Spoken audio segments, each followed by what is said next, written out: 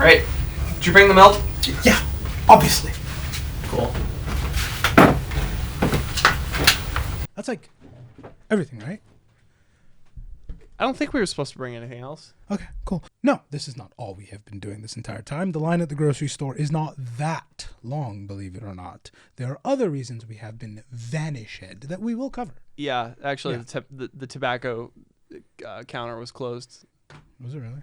It was. Really? Yeah. Yeah. Also said a quart and you brought a full gallon. Either way, it doesn't matter. We'll touch on that Well, towards we've the been end of the gone so long, episode. I figured we should have brought extra. Or at the timestamp that we will provide as well. So if you want to just click over there to the where have we been? What comes next? It's all right there. But for now, did you know you can get a paint to sample Le Creuset pot to match? That's stupid. Let's start the episode. To match your 911? No. Start the episode. No, you literally, I saw somebody. Start the episode right now. You don't like the I paint am to not sample, hearing this discussion. paint to sample Start Le the Creuset episode pots? right now. I'm Koda. And I'm Isyander. But that's not going to work. Anyway, I'm Isyander. And I'm Koda. And today we're here to bear the good word. Yeah. Yeah, it's the word bears. It's the word bears. It's the word bears. Surprising. Honestly surprising me. I'm not going to lie. I thought something else would win. But no, word bears did. People want to hear about... I think people are probably fishing for Erebus. I'm not going to lie, because I'm kind of fishing for Erebus. As I was doing this episode, I realized there's like 7 more episodes we could do here. Yeah. Because the word bears, spoiler alert for the rest of this episode, have motion. Like, of all the traders... Yeah. I think there's a very strong argument to make that they are the most consistently effective. Yes. From day one, right? They've just kind of, they're not quite like the Ultramarines of Chaos per se, but like if there ever was one, you know? It could be them, yeah. You know, there's to be fair, I kind of always thought of them as the Chaos analog to Ultramarines, because they're very book-focused. They don't really have like a specialization outside of they're very book-focused. Well, no, they do have a specialization outside of being. Yeah. They even have a dental plan. We'll get to that later. But yeah. Do they? Yeah, they do have a dental plan. And I would argue Lorgar is a better author than Gilliman because he's published 2 bestsellers, not just the one. Gilliman is... He's a bit of a one-hit wonder. Gilliman is the kind of person who had a dual major. Like he majored in statistics and in writing because he wanted to write textbooks about the subject and not do the subject himself. Oh no, he does. You'll see. He's relevant this episode. Okay, spoilers. Fair. He does in fact do things. But that's a real career path. You can major in English as a subject, and you can major in like a different subject entirely.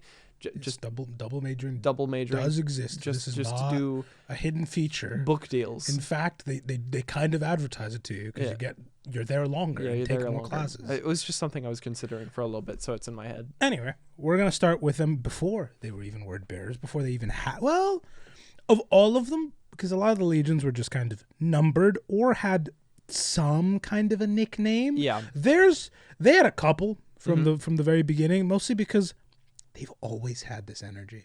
Really? They've always been pretty devout, let's call it. Intense. No,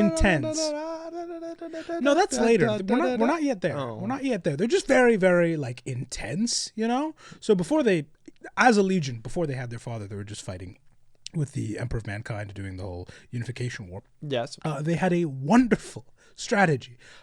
All Space Marines recruit in really terrible ways because they're all child soldiers. Every single Space Marine is, with like a few exceptions here and there. Most of them were taken as kids and forced to do the Hunger Games against other kids. Yeah. Something. Metal Gear Solid, child soldiers, Raiden. Each one has their own twist Doctor, on it. turn off my pain inhibitors. Yeah. Each one has their own twist on it, like the Space Wolves. Very much sort of like a man versus wild situation, you know? I would have thought they'd be more of a naked and afraid kind of person. Oh, certainly they are. Yeah. Fenris sucks. Yeah. You know? No, because man versus wild is like, okay, yeah, you're drinking piss. Good job. But like, I don't know, naked and afraid is more like, that's funny, dude. And so I can see like a bunch of drunk space wolves going, strip him and shove him in the wild. It's not funny. Oh. It's super. We covered the wildlife there. Yeah, it sucks, you know? A lot of them generally just do result to like a tournament, but instead we're just watching classmates hit each other.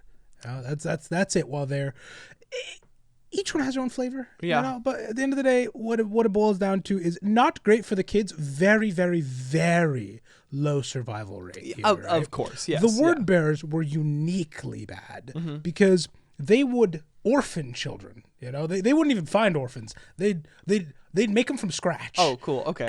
Yeah. You So know? we're doing a UNSC from Halo. Yeah. But By the way, the story behind the Spartans is bad. honestly, that's how a lot of these things are.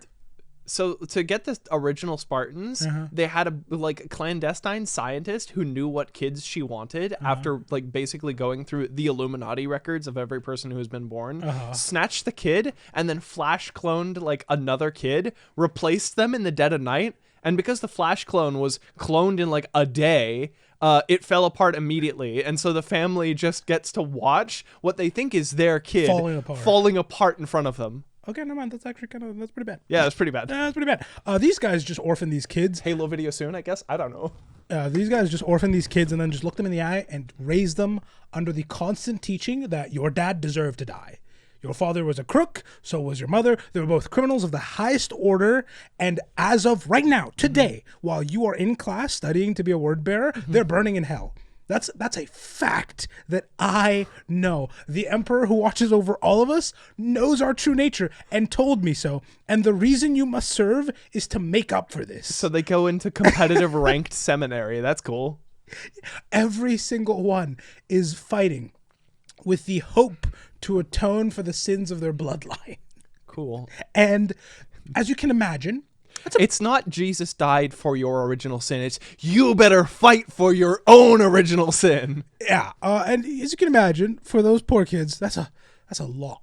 Yeah. That's a lot to shove on a kid. And before they can even really wrap their heads around the new instruction they're receiving, they're also being slam shifted into the worst form of puberty ever. A second heart's chucked in there, their rib cage is expanded. I'm pretty sure they just straight up insert metal bits in there.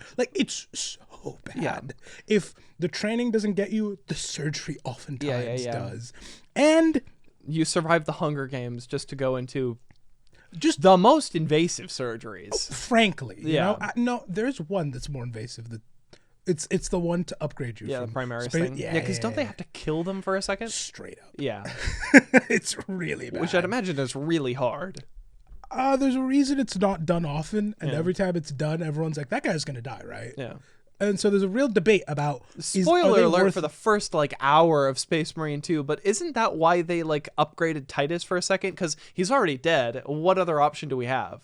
He died there for a second, they're like, fuck it, we ball. It's complicated. Okay. There's a lot of reasons. But anyway, that all results in, as with every single Space Marine, kind of the best Gillette, the best a man can get, because frankly, anything that wasn't died. On top of that, they have a real complex. I would argue it's less the best a man can get and the most violent a man can get. Yeah, that's pretty accurate. And all of them have a real complex. They are very devoted, and they do fight like they are correct in a moral, divine sense. Yeah. And they also fight like they have a lot of sins to atone for. They're very penance oriented. Later on, they're going to become more like Sisters of Battle almost, where they fight like God himself is right behind them. I was just about to say, they seem very Spanish Inquisition coded. Right now, they're more Inquisition coded. Yeah. Before Lorgar, they were one of the nicknames they got were the Iconoclasts, because. Yep. Yeah, they're very much so. It's like, what if we had Inquisitor Space Marines at this point? Yeah, they do in fact have a Judas's Cradle. Yeah, you don't tell them though. They were never called that to their face. What they were called were the Imperial Heralds instead, because they'd be the first to show up with the Emperor's kind of ultimatum, which you know what the Emperor's ultimatum is, right? It's join me or die. It's not in the the diced up snake. I herald the Emperor. Yeah, pretty much. Yeah. But instead of I can't remember the full speech. I just remember the one dude on Instagram who's just going through a mall in a silver morph suit. Sure. Why not? They don't do the whole full. Well, I mean, there's probably a full speech. Yeah, it I'd really does boil down to join or die. Yeah. That's it. And it's not in the cutesy like, oh, you've seen the. I feel like every kid in America has seen like the diced up snake with the colonies, and it's like join or die. Yeah. It's very much so not that. Yeah, because that was the pre no step on snack. Yeah. And then we Yeah. got the don't tread on me. Yeah, and the then- Emperor's version is very much so like a boot hovering over the snake. That's just join or else. Like just a huge Join or be trod. Yeah, join or be trod. And so a lot of planets chose to join, a lot chose to get trod. Mm-hmm. And boy howdy did they deliver. The Emperor he's never, you'll see this more later too, he's never one to spare the rod. No. Honestly, I already know this. his We've rod- talked about him enough to know. Yeah. The rod's probably worn out, dude. That is the first thing he reaches for every time. It is no carrot, all stick. He's not a great dad. The Emperor starts reaching for his worn out rod.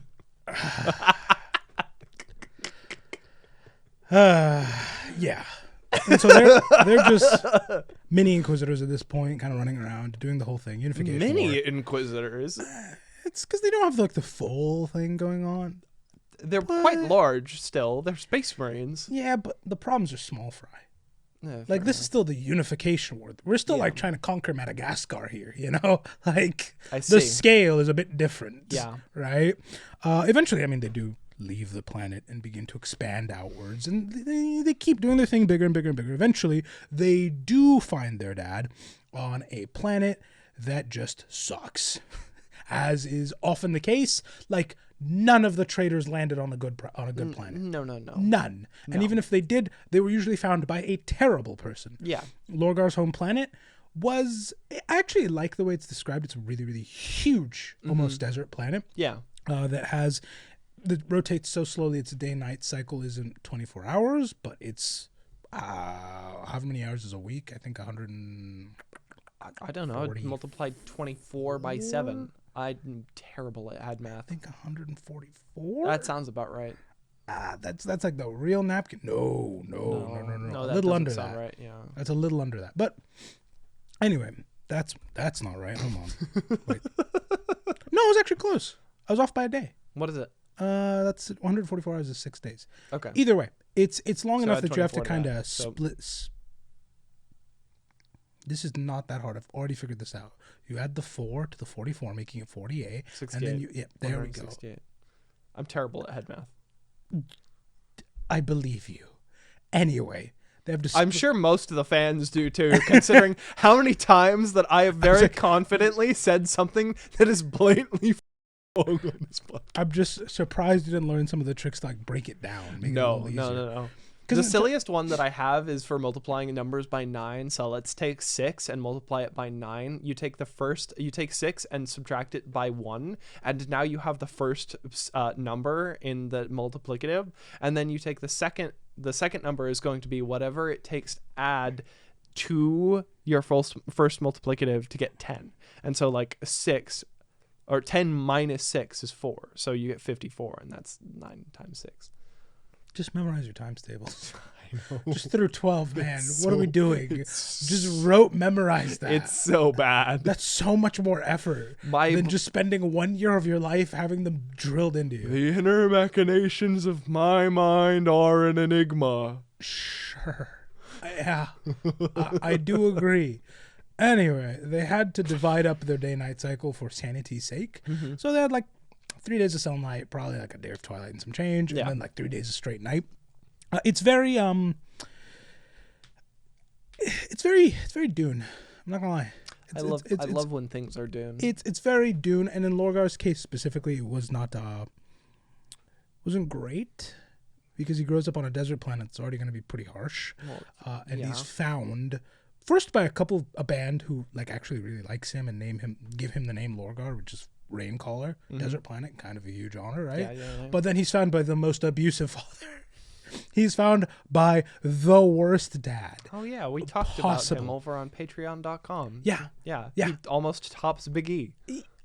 I would say there's a good argument for him being worse than Big E. Because Big E, there's at least like some plan, you know, theoretically, right? But this guy just grabs the rod at any occasion. Yeah, like that's just, well, I hate you so much. No, he's just outright terrible to Lorgar.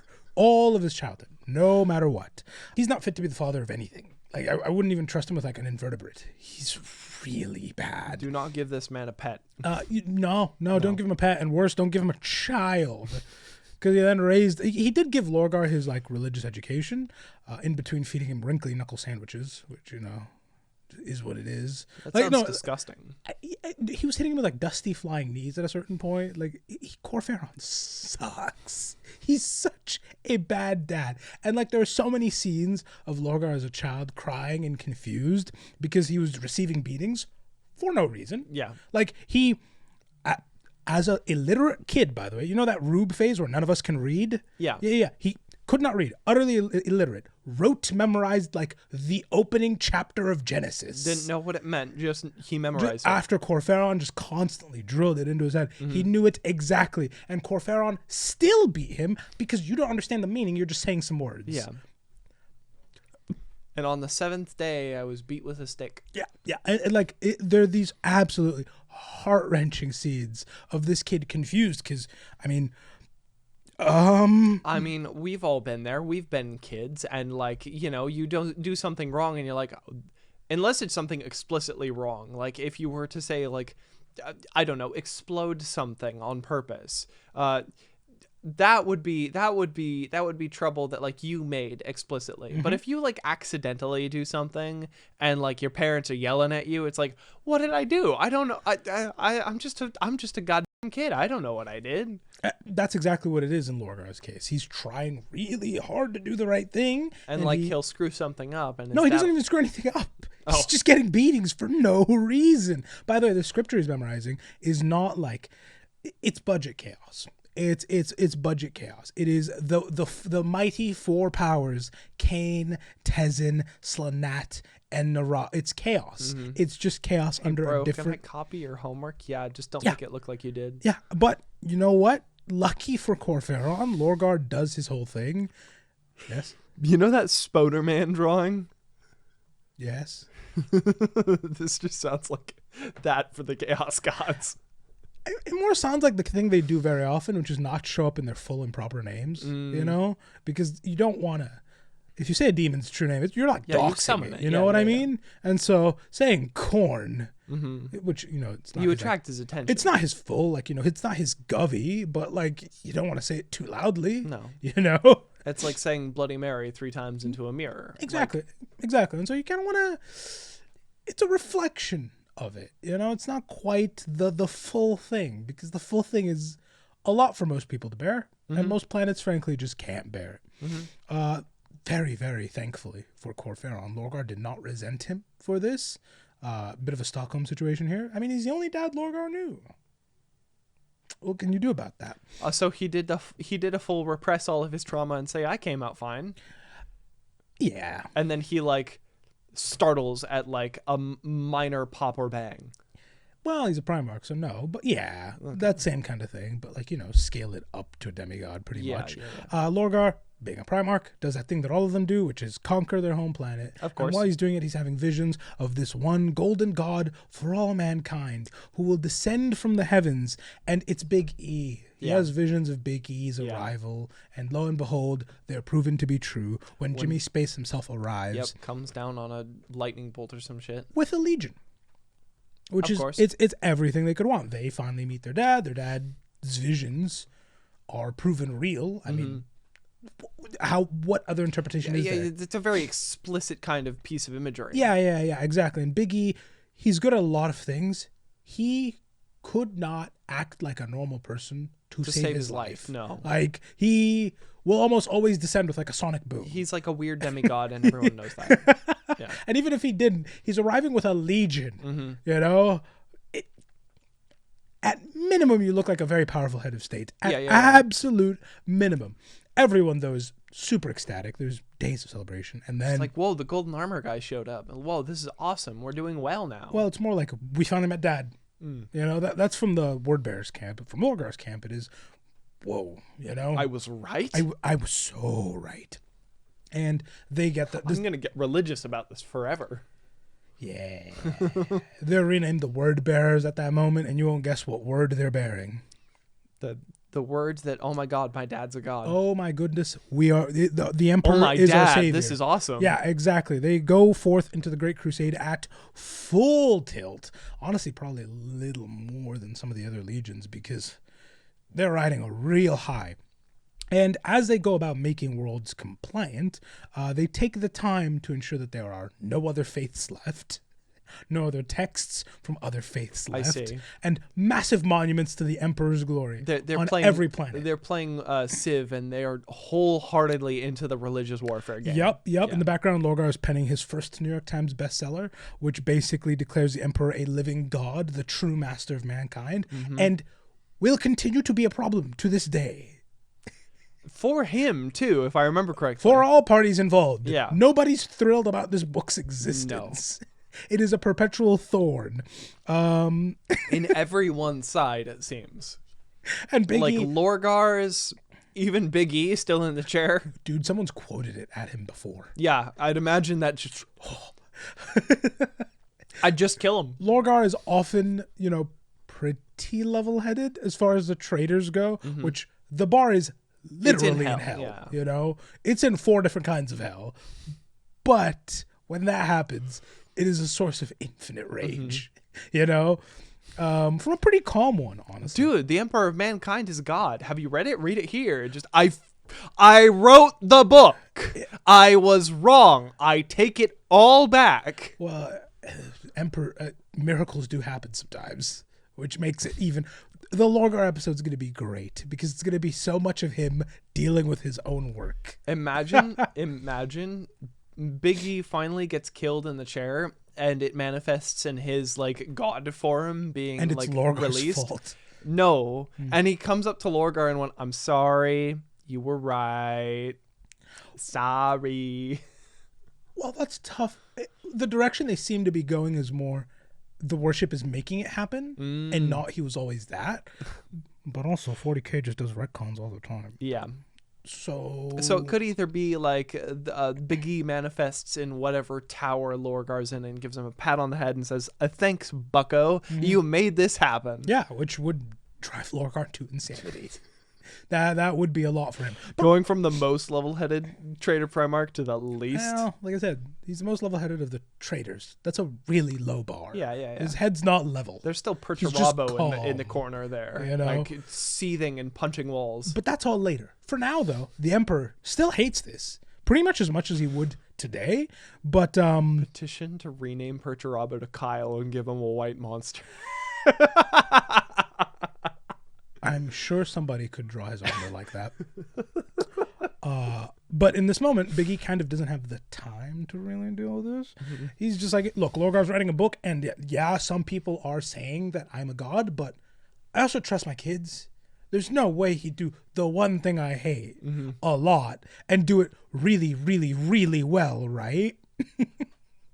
Fortunately for Big E, who is a turbo atheist, Lorgar has a way with words. He is one of, if not the most charismatic Primarchs, in conversation, and in written form too. Horus is likable, is how he's described. Horus is more likable than Lorgar. No, Horus is more likable, but as far as I understand, Lorgar can gather a crowd. Oh, he can gather a lot more than a crowd. Okay, fair.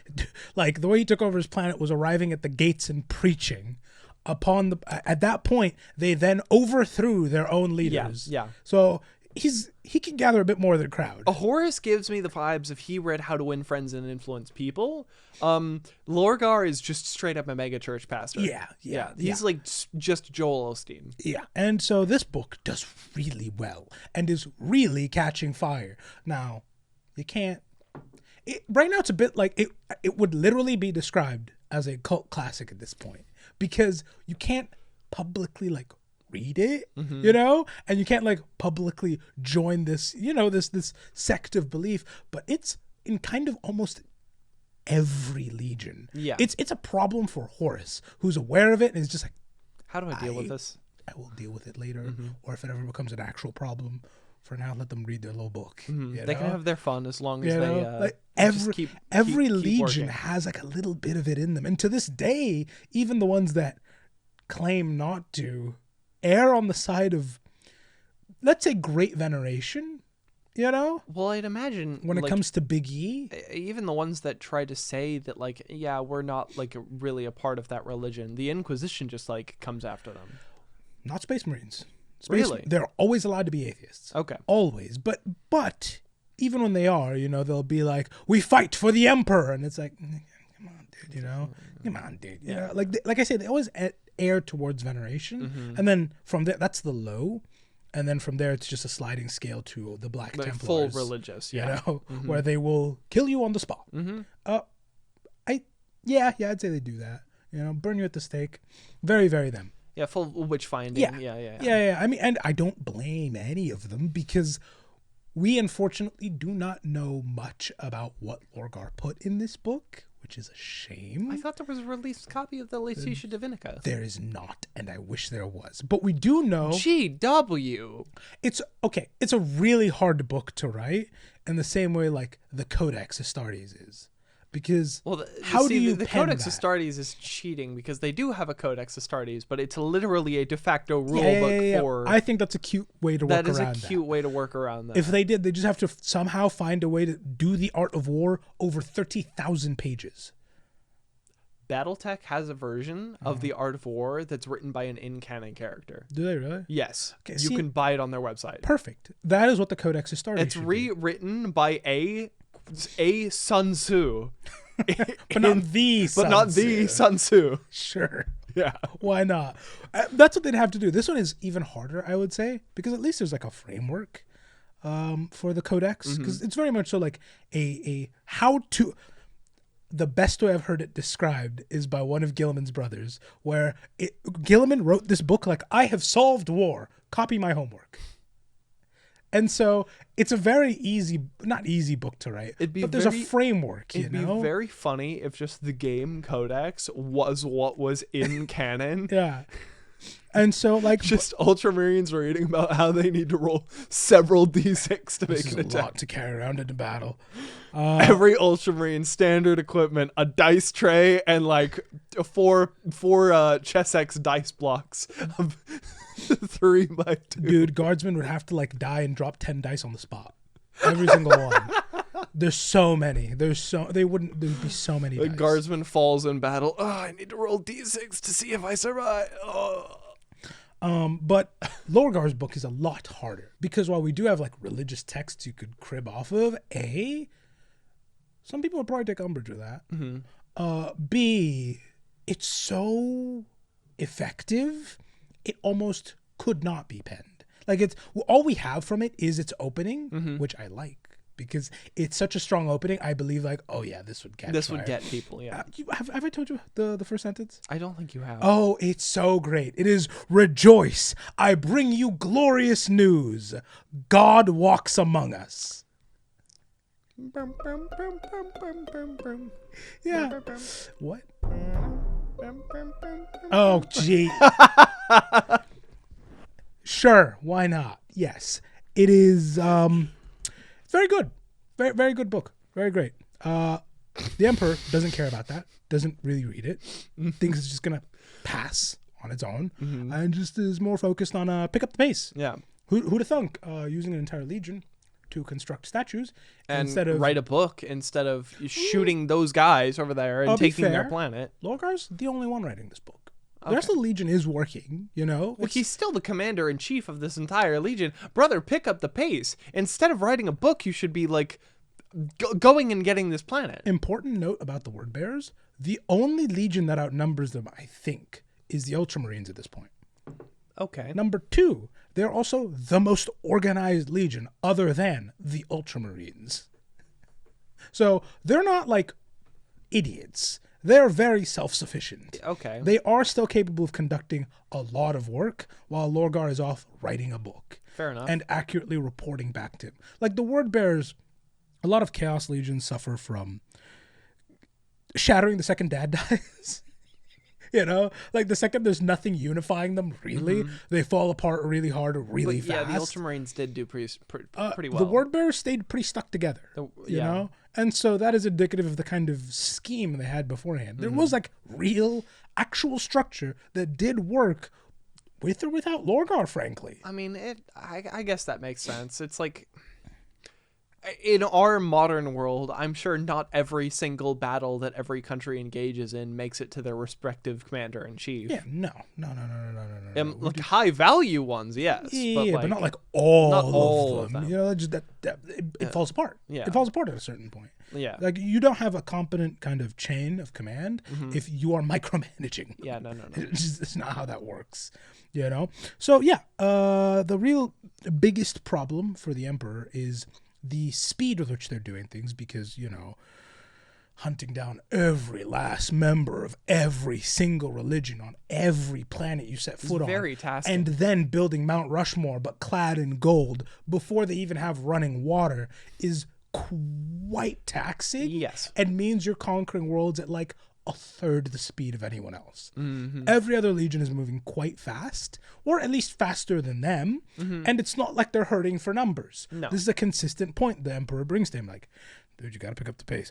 I know you have the numbers. Look at the Ultramarines. They're over there doing their thing. Yeah. They're doing nation building. They're doing conquest.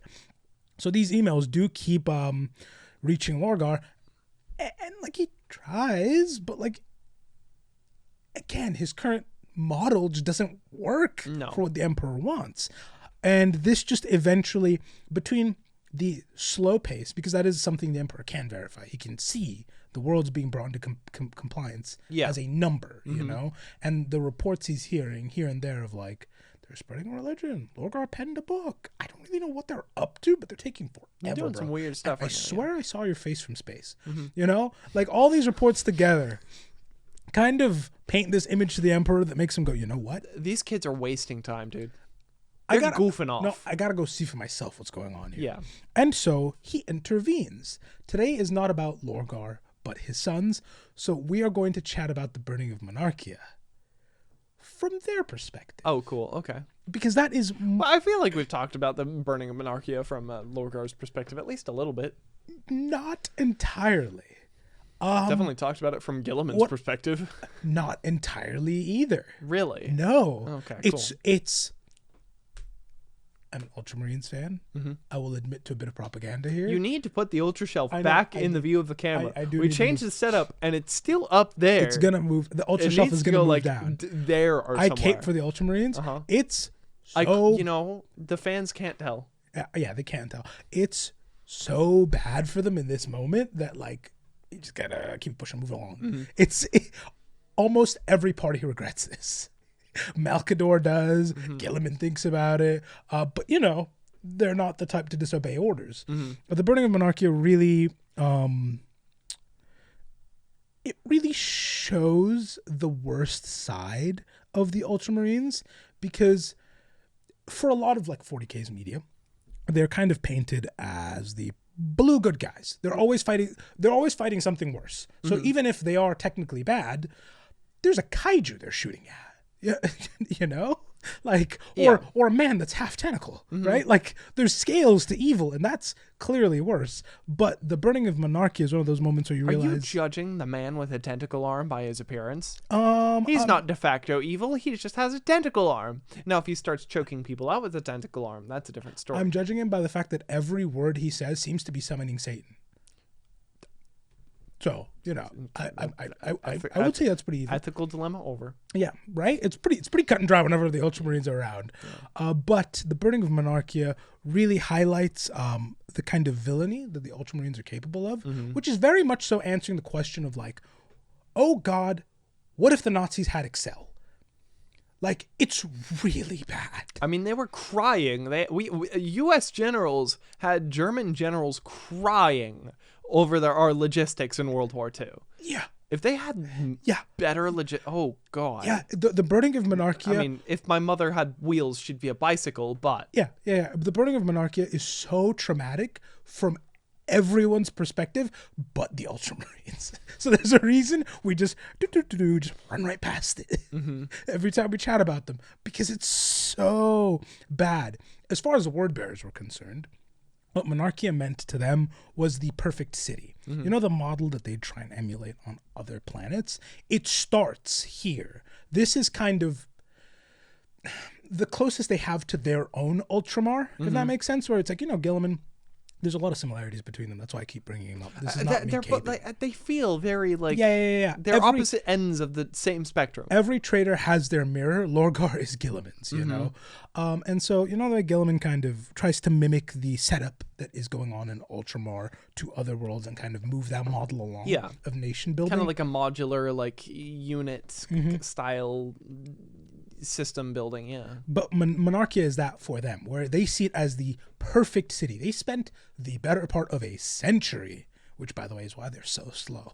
If this is the model, think about that. Converting it into the perfect bastion of the faith. It's actually really beautiful.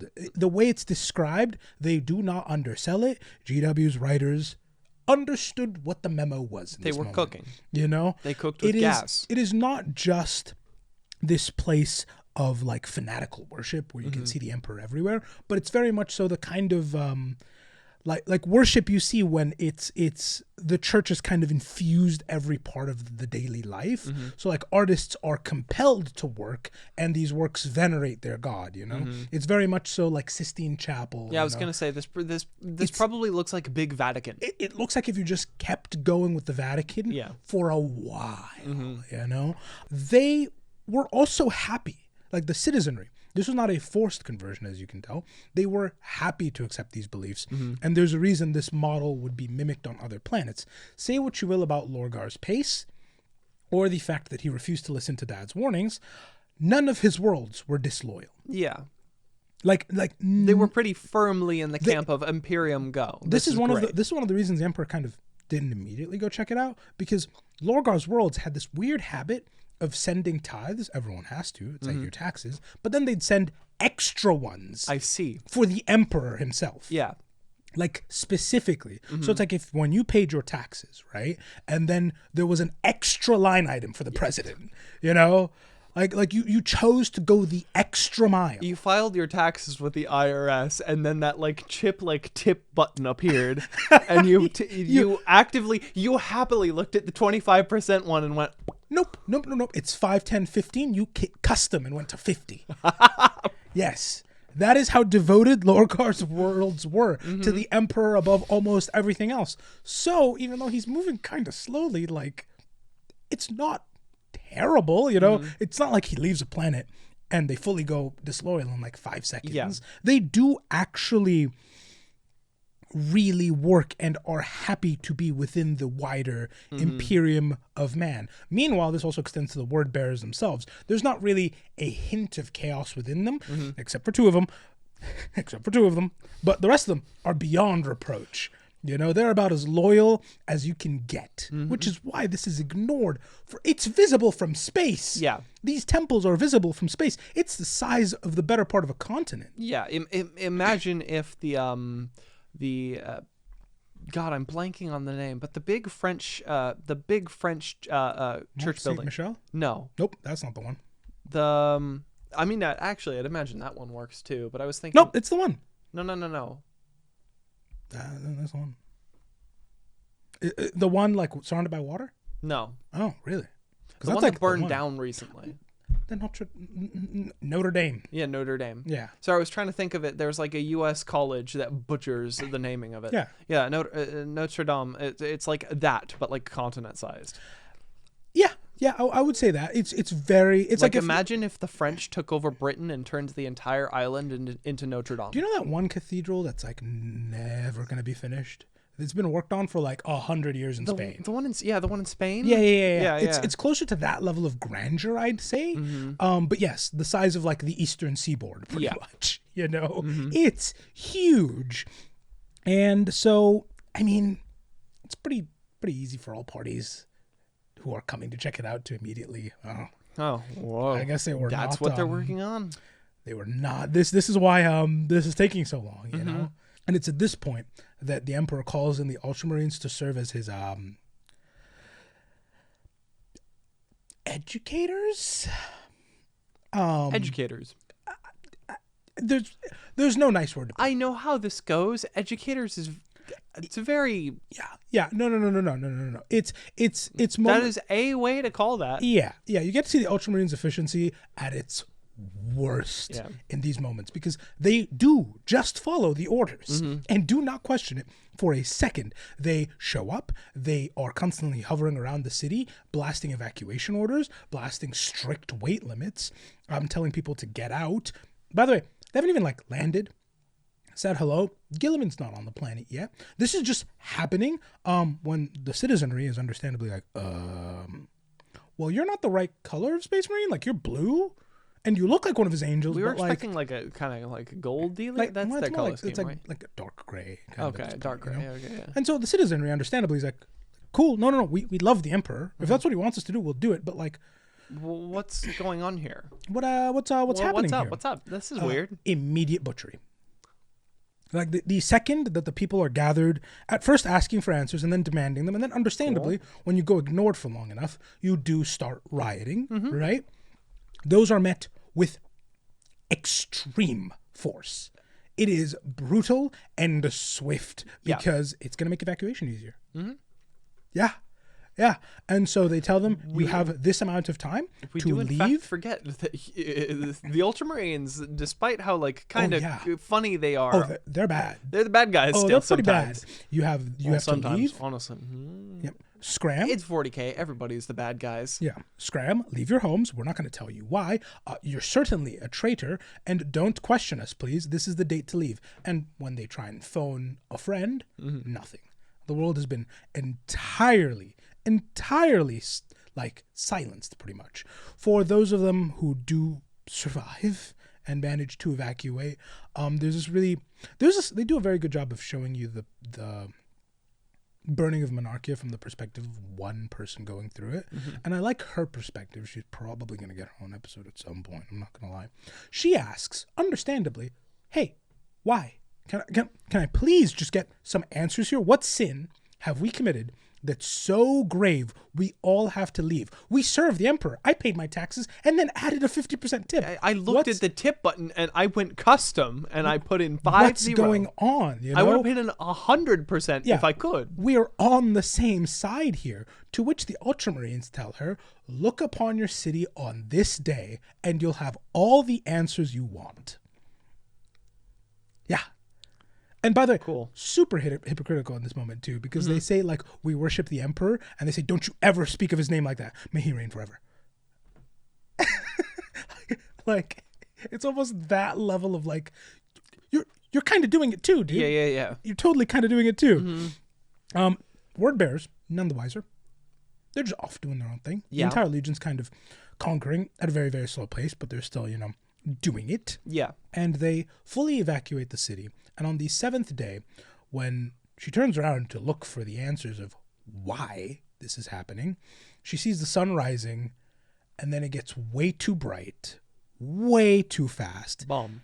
And the last thing she sees is Monarchia melting as massive lances hit the ground so hard that A, everyone is knocked to their feet, B, it's so bright she's permanently blinded. Yep. That is the last thing she sees, and all she hears is her home turning to nothingness. Yep. That is it, as it is orbitally bombarded by the Ultramarines, who make sure there is nothing left. Only then, after all of that, do the Ultramarines find a group of survivors, hand them a mic, and go ahead and pray.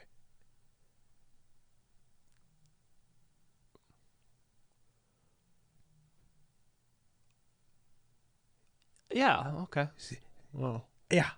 You see how there's no way to cover that from the Ultramarine perspective where they're not the villains? No. There's so the word bearers, at this point, finally hear from Monarchia. This is the only thing that will ever leave Monarchia, is their final prayer. That is it. Oh, I didn't realize that's what was happening. Wow, they really are just like the villains. Yes. And so these people pray that their saviors come because there are false angels that have descended on them, cast in their image, but bearing none of their mercy. The skies have darkened and their streets have been flooded with the blood of any who dared to defy them. They didn't only do this to Monarchia, by the way. They did it to 16 other cities. And they ask not to be delivered because it's too late. Just avenge us. Yeah. Cool. Yeah. To which I And imagine even- the Ultramarines then doubled down because, like, we're his angels, dude. And you know, even in this darkest moment, do you know what they say? They pray for the God Emperor to return to them. They ask for the true angels to come and for the God Emperor to come. Yeah. Poor choice words. I mean, is what it is. The word bearers hear this and immediately drop everything because they try to reach Monarchia. Nothing. Right? Yeah, silence. And so static. Lorgar calls basically the entire legion, and they're, I'm not going to say like blindly firing into the warp to get to Monarchia as fast as possible. But they're trying to get there as fast as possible.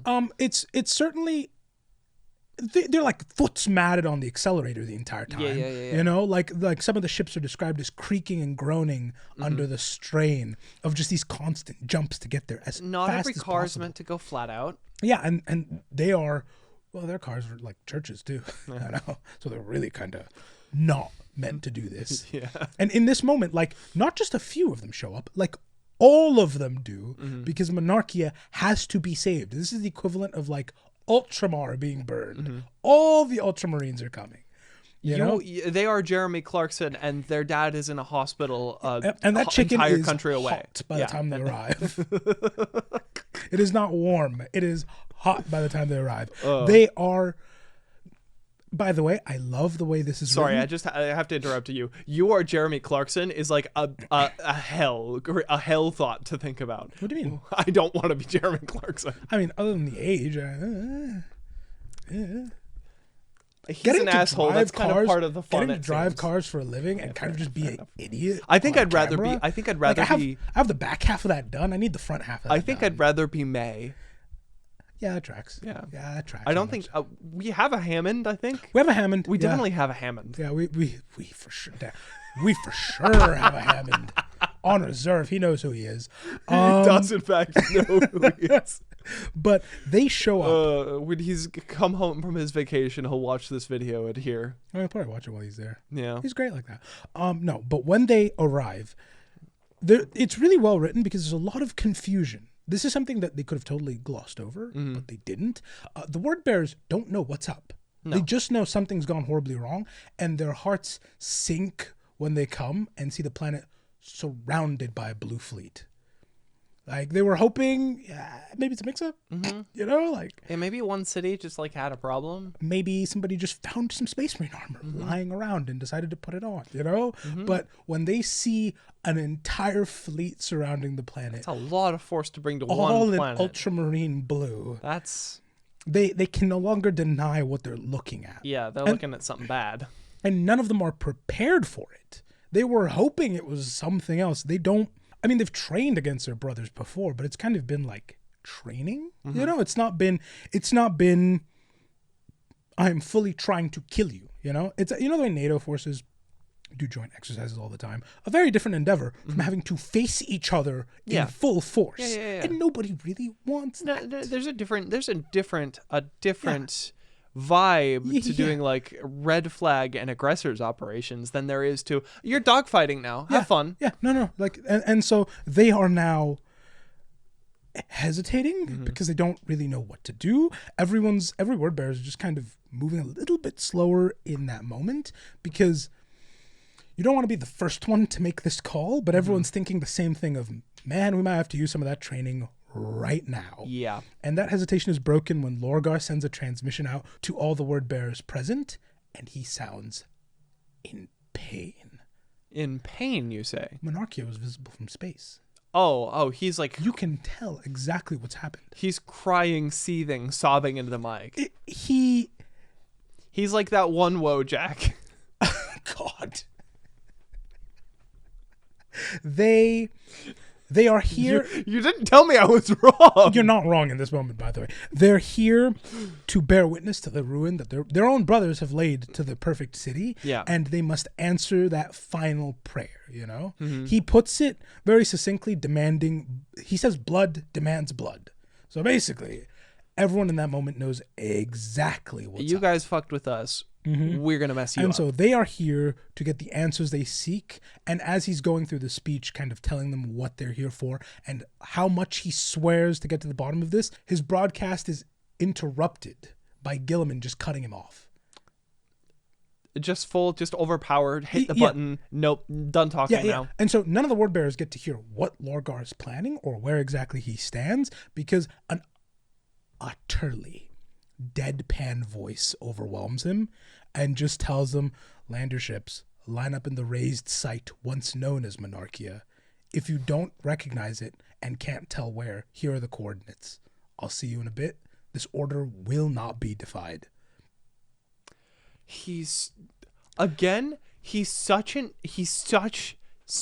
a-hole, and I can't tell if he's having fun with this scenario or if that is just the first most logical thing that he thought to say this entire and time, didn't think of a second thing. For all of this, I need you to remember he's noted as just being. Some of the word bearers look at him as they land and they're trying to drink this in. He's already there waiting, obviously. Yeah. And they've seen more expression from the Mechanicus. He may as well Who be 9 times out of 10 don't have faces. He may as well be a statue. Yeah. He's just standing in the rubble, utterly unmoving. Yeah. And none of them can really process what's happening. And they can't even talk to Lorgar at this point because his signal's been cut off. Yeah. And so they're just like, I love the details when they go over this. I know we should know no fear, but like, what the hell's going on? Well, and like it's expressed like as they're landing, there's a little bit of like a parking kerfuffle because it's like, where do we put all of these ships? Because we're bringing all of the Legion onto the ground, right? Like there's a little bit of a logistical issue going on there, and everyone's having some are utterly furious. Others can barely even recognize what's going on. Others still are just looking at the reflection in the now glassed floor beneath them. There's nothing left here but about 100 Ultramarines, their father, and a really, really tiny figure next to them. We don't know who that is. They don't know who that is yet? Right now, they're more focused on the rubble, man. Yeah, fair enough. They're all silently observing, and they're not sure what to do until they see Lorgar's ship beginning to circle to land. Yeah. Which, gather where father is. And as he does, they see like 10 Ultramarine ships flanking it. And at first it looks like, yes, like an honorary procession kind of a thing. Only fitting for a Primarch. And then they look closely. No, this is an interception. No. All the ship's guns are not pointed outward to protect Lorgar, but inward at him. This is an interception. He's getting perp-walked towards the ruins of Monarchia. And they can't, several of them would not have believed this if you told it to them. They only have to see this. There's a couple going, this has to be a nightmare. Someone slapped me. Yeah. He's fully watching your dad get perp-walked towards the ruin of a lot of your work and everything you are. And he's brought there before Gilliman, a figure standing in the shadow who, it's Malkador. It's an old, withered figure. I knew who it was. And there's a lot of blows being landed, as you can imagine. The first blow is Monarchia is done. The second is Lorgar being perp-walked. You must understand, they think the Emperor is a god. So basically, Lorgar's Jesus. No two ways about it. That is. Yeah. And now imagine if the entire Sistine Chapel was leveled and then Jesus was perp-walked through it. Yeah. No, the entire Sistine Chapel has been exploded. Yeah. And Jesus is resurrected only to yet again be sent back to crucifixion. Yeah, just right there. It's harrowing. Yeah. Nobody's happy about this. No. this is pure perfection turned to abject ruin. But hey, at least Lorgar is here now, and he doesn't need to rely on anything, so he can just get a word in edgewise. So he speaks to his sons, gives them some remarks. We're going to find out what's going to happen here. Moral of the story is, we will know what happened, and there will be get back, is the long and short of it here. And he demands Guilliman answer. Why? What the hell, dude? Yeah. And the entire time, by the way, Guilliman's just... He's being as neutral as possible, but in that neutrality, he's adding theatricality to this. Because... He is mogging him right now.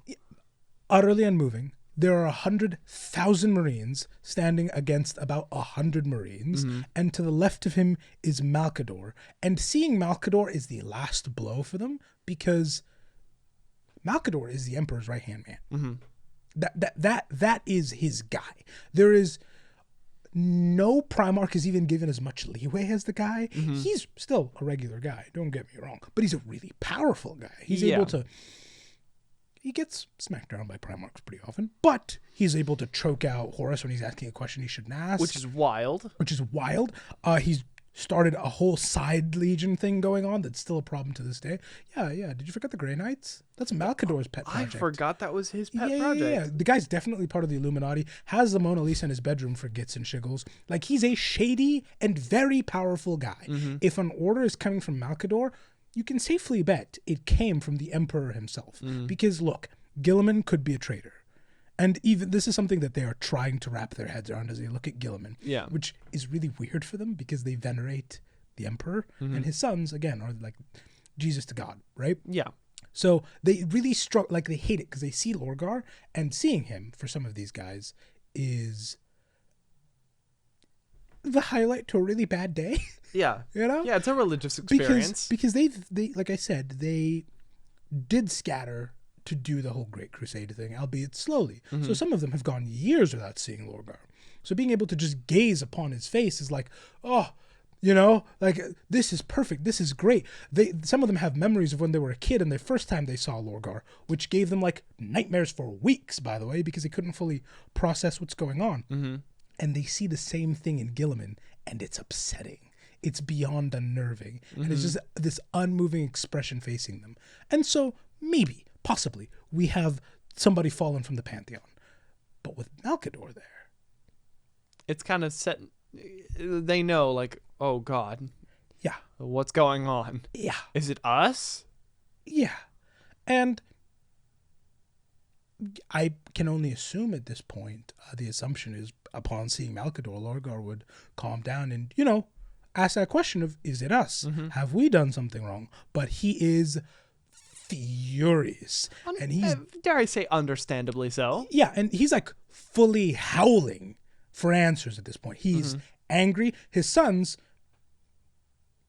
again, Lorgar's pretty level-headed. You don't see that often, you know? And so they're shocked at this, but they're ready to back him up no matter what. Meanwhile, the Ultramarines present are like kind of lightly breaking formation at being shouted at by a Primarch, because same effect is true for them. Yeah. They may not venerate the Primarchs, but there is still something weird about them. Yeah. Dad never shouts at me. What's going on here? And seeing something that much greater than you howling at you, threatening to rip you apart, will make any, even the most hardened of warriors kind of, what are we doing? What are we doing, right? And so it's like hearing an A10 Bert in real life. Yeah. It's like, good to know that can happen. That happens. Okay. Yeah. Lorgar, Guilliman, mogging the entire time and just telling him and just basically letting this. Pretty much. That's all he may as well be listening to as he's shouting at Malcador, because shouting at Guilliman at this point is shouting at a wall. Yeah. Nothing's going to change about him. He's bricked up, you could say. Yeah. I didn't even get that. But yes, an accurate description of him in this moment. Lorgar, utterly furious, is not made more calm by the fact that A, his brother is just mogging him. B, Malcador's answers are not pleasing. They are not satisfactory. Malcador tells him, and tells the entire legion in this moment what they see is this world was not compliant. Well, how? Understandably so is what a lot of them are thinking. And We hit the 50%. No, we saw the 10, 15, and 20% tip button. We went to custom and put in 50. What do you mean we're not compliant? We're more than compliant. We're 50% extra compliant. you are right where Lorgar is, and this miffs him so much, he bats Malkador aside. Yeah. He's that angry, looming over him. Then when Malkador tells him they weren't compliant, he just gets flung like 20 meters. Like a cartoon character. Yeah. No, it's so bad, everyone can hear his bones break. Yeah. Just a... Yeah. By the way, Gilman, still mogging. Nothing has changed. Nothing has changed here. It's the most infuriating thing about all this. His Ultramarines are like, The Word Bears are like, you know? Like, because the Ultramarines are clearly, you can hear like the distant chatter. Yeah. Like, are we Are going we down? Are we I don't doing know if I this? could kill a Primarch, but I think I might be able to, you know? And the Word Bears are ready to match that energy right then and there. And Gilliman's just throwing blue steel out there. Yeah, and Gilman's just throwing blue steel the entire time until Malkador. Look. You can say Gilman's just being dramatic in this moment. Malkador, equally dramatic, because instead of immediately picking himself up, he holds his hand out for his staff to come flying at him. He's not weak. Like, a lot of the time... He looks like a frail old man, and but he it's is like a frail deceiving. old man, but he's also a very powerful psyker, which means if he wanted to, he could stop your hearts. He's never really come to blows with the Primarchs. No. So we don't know what that would really look The like. closest he got to is Vadering one of them. Yeah, he's Vadered one of them and been bat around by two now, right? Two. Yeah, Mortarion did it too. Yeah, that makes sense. Yeah, the 'cause he's angsty middle child. Yeah, and now yeah. Lorgar's done it. And he slowly kind of hobbles himself up. And upon seeing that, Gilliman just kind of lightly nods for someone to go help him up. But before they can even go do that, in everyone's head, all they hear is, "He will not listen to me." You could have just said that. What? Yeah. Everyone in like a 10-mile radius hears, "He will not listen, not to me." And upon hearing that, Gilliman just turns around. And everyone's like, okay, so clearly he's like, it looks like he's sliding Dad, because he's like, what, can you not stand to look at our father? Like, there's a little bit of rage happening there for a second before like a boom happens where he was looking, and then the Emperor descends in full force. Yeah. He comes down on a lightning bolt, and Gilliman didn't want to stare that dead in the eye. Exactly. I hate him. He's so annoying. He's so annoying in this moment. Do you see how the Word Bearers feel about this? Yeah. And so, because we're looking at this from their perspective, they see the Emperor as like the Emperor. He descends like this, like the propaganda poster. Yeah. You know, long hair, massive armor, bright light. You can't stand to look at him. The Ultramarines immediately drop to one knee. Gilliman's still standing. And before the Word Bearers can even put like anything together, it's described as like a hammer hitting their heads. They all hear kneel. And it's not like a, like, you know, like when you imagine some force pushing you down onto your knee. And you're like, okay, that's like something heavy is on me. It feels like all their muscles cramp downwards. I see. Physically this is hurts. like, you know, those electronic massager things that like were wild in the 2000s. Oh yeah, that like tensor muscles. The TENS machines. Yeah, it's like those. Yeah. Immediately, all of them. Some of them you can hear like servos like struggling against it, but like it doesn't matter as about 100,000 knees at once just land. Hit the ground. Yeah. This could register on like one of those earthquake meters miles Seismometers, away. I think. Seismometer, yeah. Yeah, seismograph.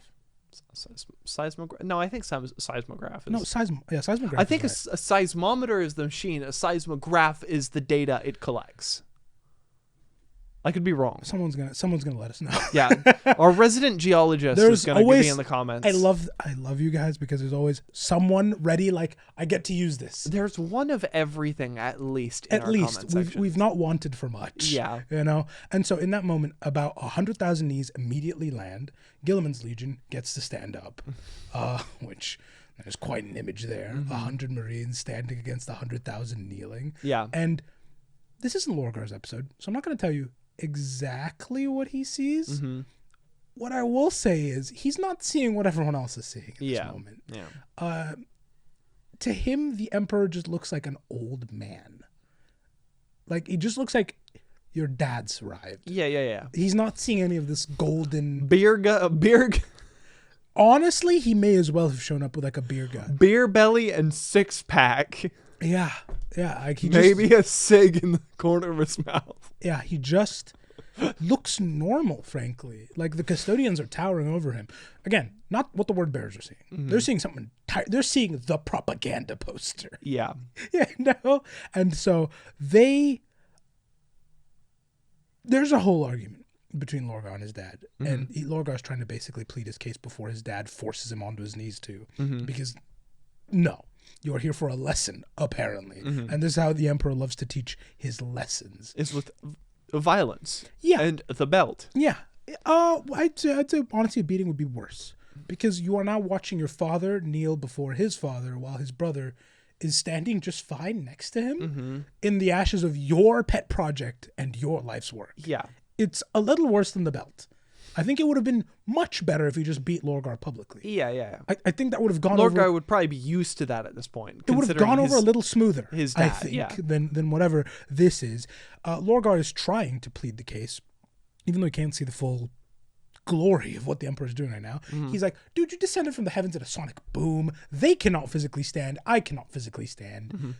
What are you if not a god? A very fair argument to make, which the Emperor rebukes so angrily, several of the word bearers just go flying, and a couple of their armor heats up at just his words, which not a great way to rebut. Not a great way to say I'm not a god. Yeah. Like, God, this guy's the worst. he's really bad at this. Lorgar tries to bring up the very valid argument that, hey, none of my worlds have turned. None of them, all of them are loyal to the Imperium, but his response is simply, not my Imperium. So they are loyal to something else. And somebody's going to have to go and sort out all of them, like we've sorted out Monarchia here.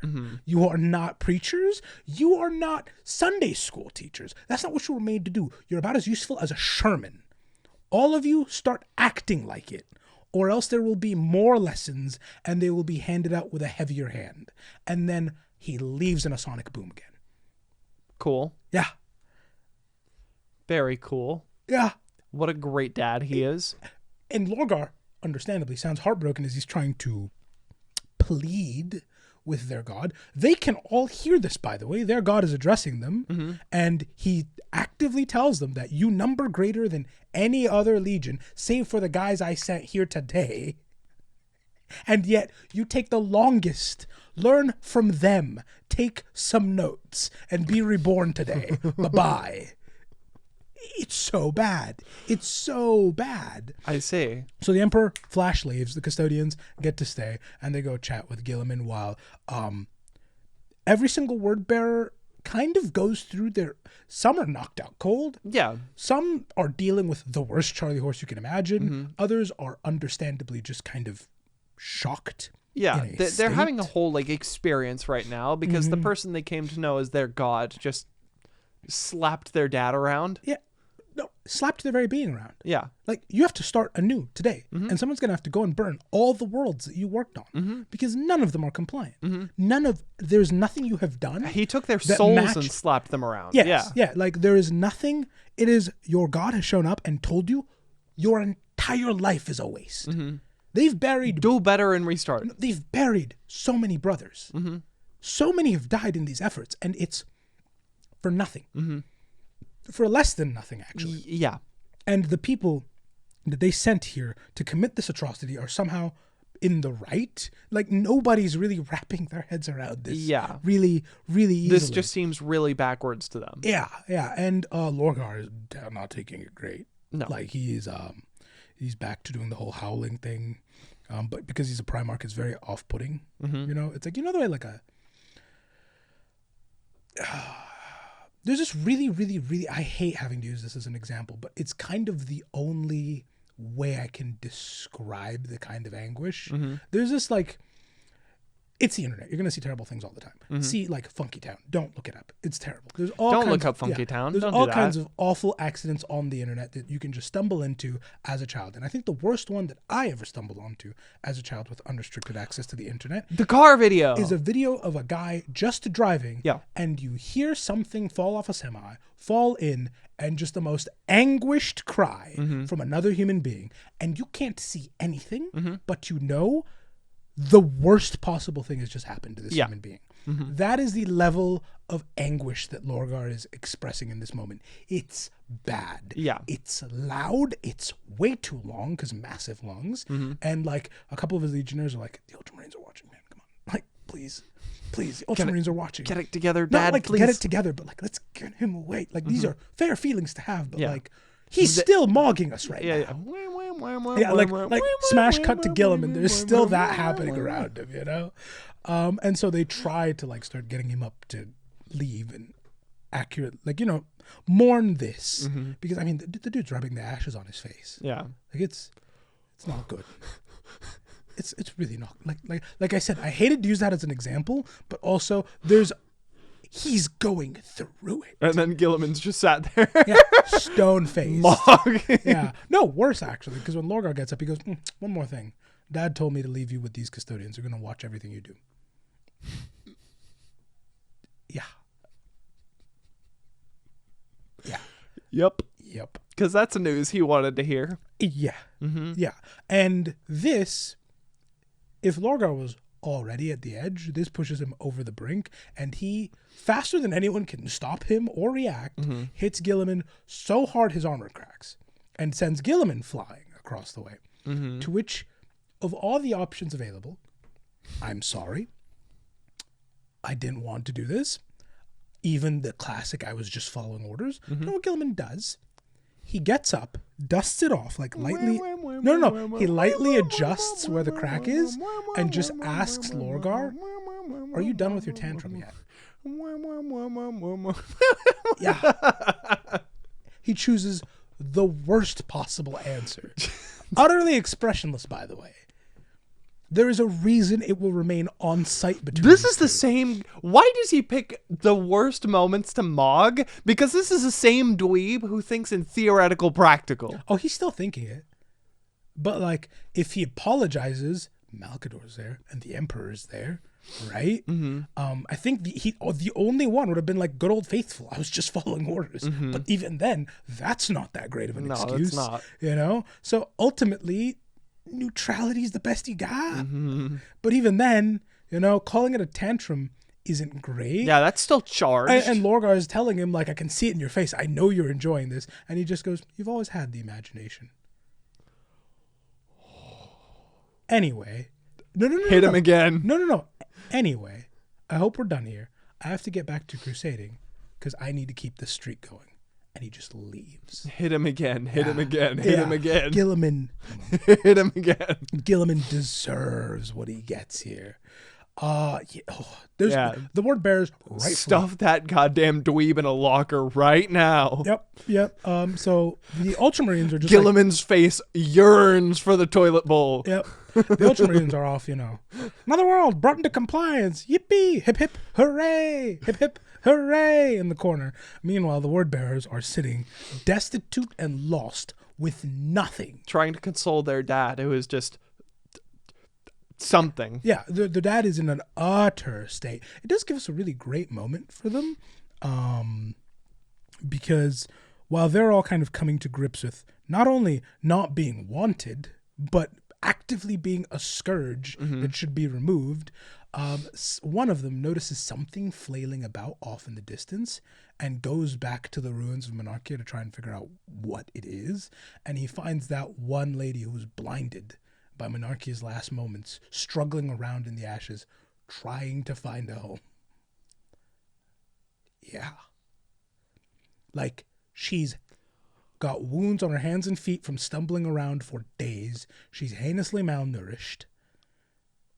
Oh, God. And this woman is terrified because when this word bearer finds her, he's wearing the full Space Marine getup because a couple of them do try and take their masks off, but cannot bear the smell of Monarchia burning like that. Yeah. It's described as losing a war before they got there. Yeah.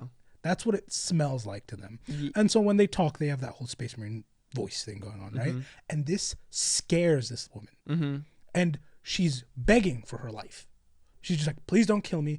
What color is your armor? Please, please, Emperor, don't kill me. You know? And only when he confirms that their armor is gray does she like weep and kind of start moving towards where she thinks he is. Yeah. Yeah. God, this is bad. Yeah. Monarchy is terrible. And that's but one person. Yeah. One person and one planet. Because there's a couple more they've got to glass. Yeah.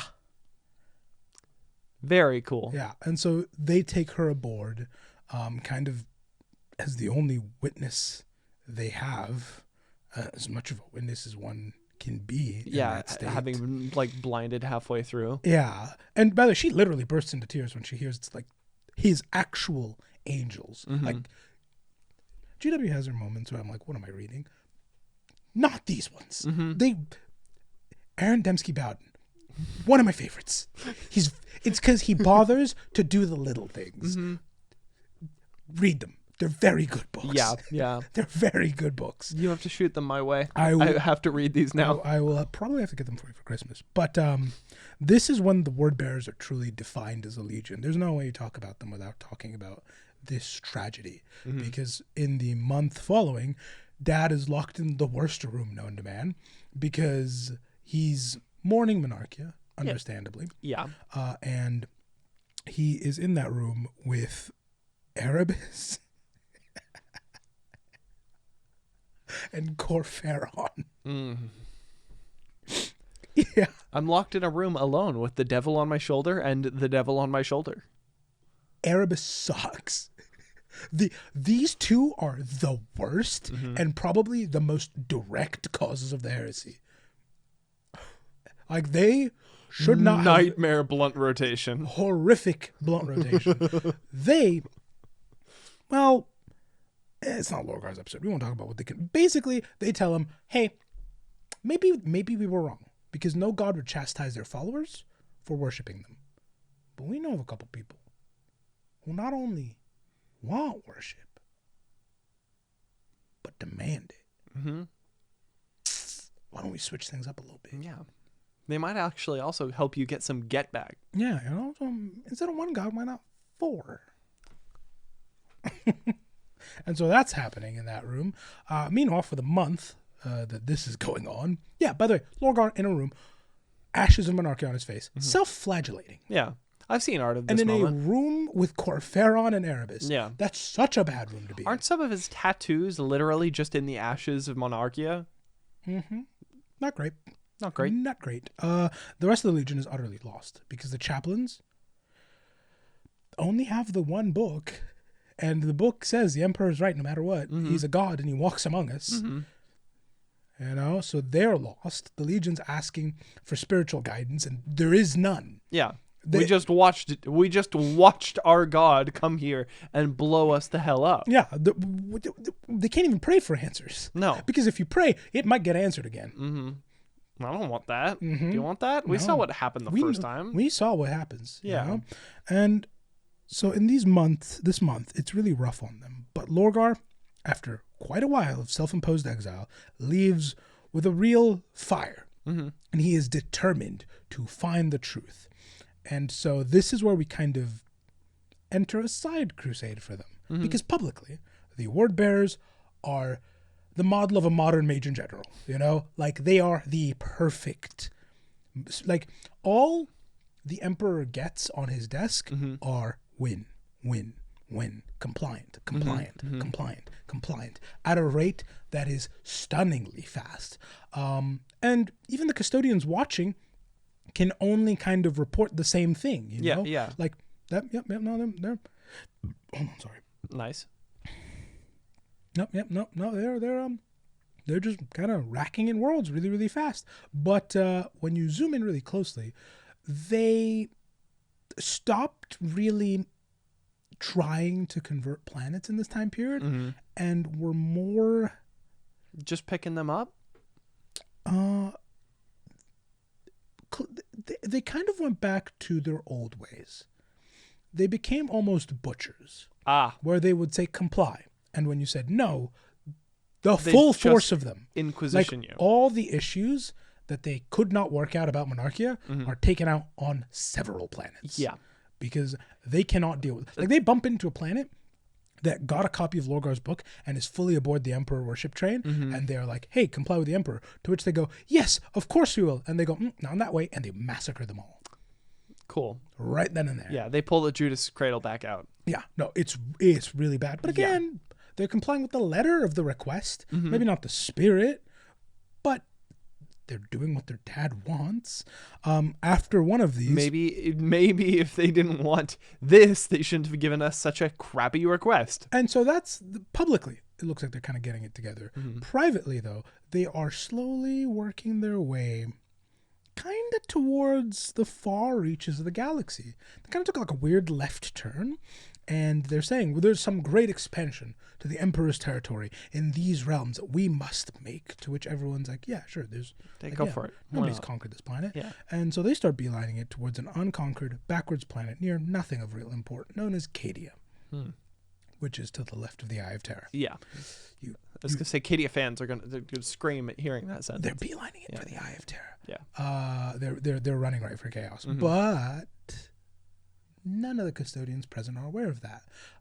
They hide most of their planning under like moments of prayer. You know what I mean? Yeah. And the custodians are obviously like, no, I'm sitting here to watch you, dude. I'm not leaving. To which they threaten to shoot custodians. Yeah.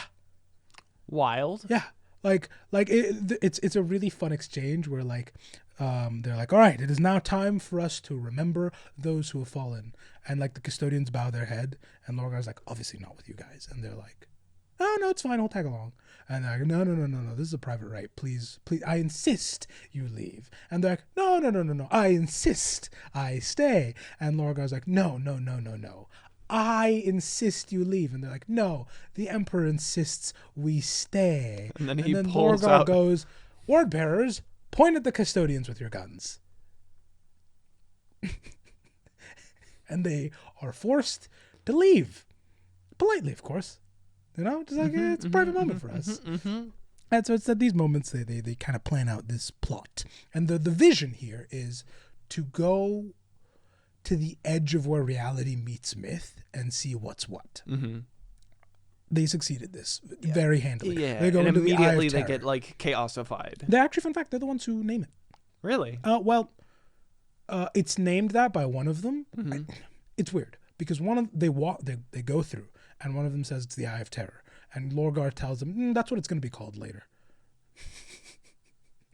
So I don't know if that's precognition or them naming it. I mean, it's weird warp. It's weird warp nonsense. But moral of the story is... It's one of those, it has always been and just will became always right be. now. Yes. And they find everything they could have wanted and more in here. Because in this realm, they find... I mean, the closest thing you're going to find to gods and demons, you know? There's really... They found something to worship. They meet everything the warp has to offer, and some of them are touched and twisted by it. So one of them gets their like soul split in half by the experience. The warp is not kind. Yeah, I'd know? imagine. Yeah. Like, they worship it. Still not great for you. Yeah. You know? But they finally have the answers that they were seeking since Monarchia. Gods to worship. And what they learned is we're not wrong for worshiping. Though we were wrong because we chose to worship the wrong thing. We were worshiping a lie because I've seen the Big Four. And the Emperor... There's something else. Yeah, the Emperor is not that. Yeah. He is not whatever they are. Like this, some of them even saw like the Eldar life cycle. Like they saw into the beyond. I see. Yeah. Now, they saw like a little twisted version where it's not quite... Slanesh slaughtering them because I was they're going to say, angry. did they see Slanesh's like fantasies about the Eldar life cycle? No, they just see like, oh, but the Eldar rejected Slanesh. Therefore, she had to do what she had to do. which is not what happened at all. No. But either They way, had a weird orgy death pit, and Slanesh was birthed from there. Either way, I'm gonna slurp you now, but in the bad way. yeah, they're convinced that the Emperor will cause a similar kind of pit of destitution for the Imperium of Man through his pursuit of there being no faith at all. Mm-hmm. And it is at this point that this is when the heresy begins. Yeah. In my opinion, because they are the first heretics, Mm-hmm. and this is their greatest contribution to, like, the word bearers from this point onwards just keep doing stuff. They are so present on almost every single battlefield. Erebus personally causes a huge chunk of the heresy. Lorgar goes from brother to brother, kind of convincing them, like, hey, well, you know, there's something else going on here. He directly causes one of them not to die, and the worst one, Angron. We wouldn't have Angron without Lorgar. Really? Yeah. Angron was going to die. Huh. Straight up. And then Lorgar prayed, and his prayers were answered, Cool. and a demon Primarch was born. Cool. Yeah. Was he the first? No. Oh. No. But Lorgar directly caused that. He gave all the traders, like, his new book, each one with, like, a special kind of binding to it. Like, Perturabos is made of solid steel. Okay, that's cute. Right? Like, it's pretty cute. They do a lot. Customized Christmas gifts. Yes, they do a lot to kind of push this whole heresy project forward. And they're some of the first to realize, like, Horus is getting unstable. Horus is getting real unstable. And they even, like, had a mini coup planned before it kind of all went sideways. Yeah. You know, they get back for Monarchia with Calth, which is pretty bad. And a lot of the get back for Monarchia boils down to Horus issuing orders for the loyalists to arrive, and then the traitors also arrive and stab them in the back. Because the loyalists didn't know the traitors were arriving. Yep. The word bearers are also a big chunk of why Guilliman was irrelevant for a big chunk of the heresy, because they were kind of keeping him very busy. They were dead set on burning Ultramar, and they succeeded with quite a few chunks of Ultramar burned. And they still fight like that to this day. Like, they are Still kind of Inquisition-y. yeah, oh yeah. There's to talk about what they've done in the heresy is to talk about the entire heresy. Yeah. That is not a joke. Yeah. There's almost no battlefield they were not present on, because they were constantly either summoning things or present or helping plan things. Like, they are, Pretty ubiquitous in this whole thing. yes, they are at full tilt. And this is an energy they keep to this day. There's, like, no battlefield without them present. Yeah. They are still pretty much, like, they do some backstabbing. I'd imagine they're as ubiquitous to the traitors as the Ultramarines are to the loyalists nowadays. Yes, very, very much so. Like, odds are, if you're looking at, like, a Chaos Space Marine, it's... it's probably going to be a world eater. Fair enough, yeah, because they're actively seeking out fights. Yeah, they teleport to them. But I'd imagine most of Chaos Undivided is like old word bearers. I wouldn't say most. Oh, Chaos Undivided? Yeah. Chaos Undivided, because they're not. They worship all four. Yeah, they worship all four. Yeah. So yeah, they are fully Chaos Undivided, and a big chunk of Chaos Undivided. To this day, if they pray, it will probably be answered. Yeah, they are so effective. They engage in some backstabbing every now and then. it's chaos. But broadly speaking, they've kind of kept their overall cohesion, even after Lorgar would vanish in a tower being chased by a crow man demon thing. You know, that's just... They still continue in fanatical service, and this has earned them a very unique place in this pantheon. Also, of all of them, you do not want to be caught by them. Yeah. Because, I mean, look, the Night Lords are still worse. There is still worse. Noise Marines. Yeah, there's worse. But They're going to violate you. They are... Word bearers try to take prisoners. Because they know... I don't like that sentence. Because they know what each Chaos God likes. And so, your best bet, if you're caught by one, is being slowly exsanguinated and turned into ink. Which, you know, bad. But, like, that's the best Of the case. options, that's the best case. The worst one is being part of a prayer pit. Yeah, that's a thing they do to people. Cool. Yeah, where they just like no eyes, no limbs, no skin, and just totally brainwash you. So all you can do is mutter prayers Cool. in That pain sounds and agony forever. that sounds awesome. I Yep. love that. Yep. But they make sure your body's like still fine enough so you can do nothing but that Mm-hmm. for quite a while. It's very cold. Yeah. Yeah. But they do have a really nice dental program. Just ask Varnus. Don't like that. I For don't. those of you that know. I don't know, and I don't know if I want to know. Yeah, you don't want to know what the Word Bear's healthcare program is. No, I don't pretty think I bad. do. I don't think It's pretty bad. No, I don't think I want to. Yes. Yeah. No. But what do you think of them? A pre-chaos, pretty cool, honestly. Mm-hmm. I do generally like the churchy end of things. Oh, It's yeah. pretty They're cool real to see that. churchy. Yeah. It's when it gets turned towards chaos, where it's like, oh, What are we doing? we're doing Inquisition stuff now. Mm-hmm. The Inquisition's bad. Mm-hmm. But like, I don't know. For 40K generally, I kind of like the Sisters of Battle, the pre-Heresy era Word Bearers, just because it's very, I don't know. There's a vibe to You'd it. love the Black Templars. Yeah, the Black Templars go a little bit too far into the Inquisition-y end of things, Mm-hmm. but like, I guess they have more of like a ye Knights of old kind of aesthetic Yes, going on. yes. So maybe, yeah, a little bit. But Lorgar, the Word Bearer's influence cannot be understated. No, I mean, to this day, most chapters have a chaplain. I mean, Where did that come from? for it being called the Horus Heresy, it kind of seems like it's very Lorgar centric. Mm-hmm. Yeah, Horus was just a face card, dude. yeah. He was just title billing, you know? He was very likable. Mhm. He was in a He's the thing that great puts, position of power around the time if this this started. is a movie, he's the thing that puts butts in seats. Yeah. You know? Mhm. But then like some random actor you've never heard of puts in the performance of their life. Yes. You know? Mhm. And you're just like, you walked in for one thing, Mhm. you left going, whoa. You walked into the F1 movie to see, what was it, Brad Pitt? Yeah, Brad Pitt. And then you realize that the other guy is actually a better actor than Brad Pitt. Yeah, kind I of. can't remember his name. I was gonna say more like in The Dark Knight, the way Heath Ledger's the one who's remembered the most. Mm-hmm. Despite, Christopher Nolan.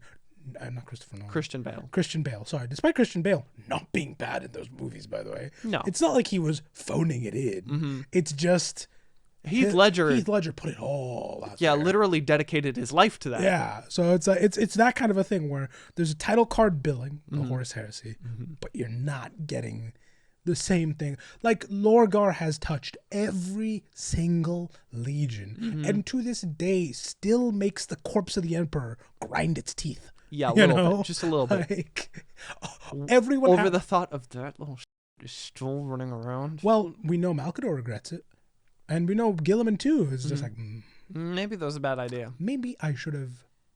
Held back a little bit. Shouldn't have been a stone faced, possibly. Maybe. Maybe felt a little bit bad for it. Maybe called in sick that day. Mm-hmm. I could have called in sick. Why not? Did I need to clock in that day? It's one of the few times Gilliman legitimately is like, Maybe I think should it have would have stayed been home. better to just. I don't think I can make it. Mm-hmm. Just Not have been there. not have been there. Mm-hmm. Yeah, it's a deep regret. But there's one more matter. Now, where have we been? Long story. Involving a city bus, actually, funnily enough. And yet another rear ending. But I'm not going to make it an entire therapy session. No. There is just one thing that I do want to touch on that I dislike the absolute most. And that is the sudden kind of silence of it all. That is not due to external factors. That is almost entirely due to internal ones that I am working on. And while I can't promise that life has a funny way of, doing things. Yeah. Life has a funny way. And so I can't promise that won't happen again. And I'm not going to sit here and say, like, it is some great onerous burden to do. No, I love doing this. This is great, This is fantastic. I truly want to keep doing this, right? I will, in future, keep you guys in the loop a lot more. I had been previously pretty good about it. This was a pretty bad lapse. Yeah. And moving forward, should anything else happen, you guys will have pretty much front row seats to everything that I can legally speak about. Yeah. Well, to be fair, there's a little bit of a gray area with some of the weird insurance stuff going on, and a city bus. Yeah, but at the end of the day, you guys are still super great. If Patreon, I'm not prescient. I can't read the comments. So maybe they're not going to be abysmal. Patreon's a solid like bellwether. I can kind of tell where things are gonna. Yeah. And you guys, for the most part, are more. What's going on? You know. So I just wanted to let you know. We'll definitely succeed at letting you know about what's happening as it's happening. And if there is any consolation here in the grand scheme of all the legions, we are so far from being the worst dads. Like, dude, we haven't even vanished for 10,000 years yet. We have so much. It could get so much worse. Like, in the grand scheme of things here, we're batting pretty well. We just had a minor doom spiral and then got back to it. Yeah. And none of us have been haunting a tower in hell or anything. No. Or being haunted in a tower in hell. I would say we're more like a Vulcan, where we got hit a good couple times with a bunch of random stuff. And, just kind of somewhere. I much prefer that to the alternative of just being reborn on random battlefields. Yeah, that's... It's not for lack of effort, though. The DoD just hasn't been answering my emails. It's the DOW now. Oh, is that what it is? Even better to teleport me to random battlefields.